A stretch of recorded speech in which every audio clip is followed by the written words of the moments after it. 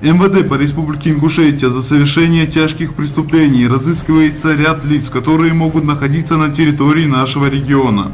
За организацию преступного сообщества, бандитизм, совершение террористических актов и незаконный оборот оружия разыскивается Ахтаханов Багауди Рамазанович, 29 лет, уроженец села Урус-Мартан Чеченской Республики.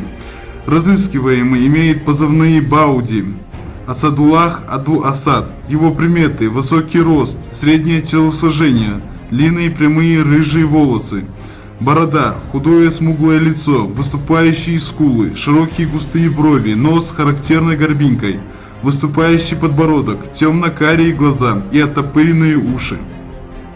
За совершение убийств, разбойных нападений, совершение террористических актов, а также за незаконный оборот оружия и боеприпасов разыскивается 27-летний Махаури Беслан Мурадович, житель сельского поселения Асиновская Чеченской Республики.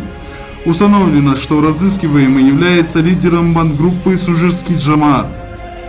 За бандитизм, незаконный оборот оружия и боеприпасов, а также за нападение на сотрудников правоохранительных органов разыскивается 32-летний Тутаев Адам Шамсудинович, житель города Назрани.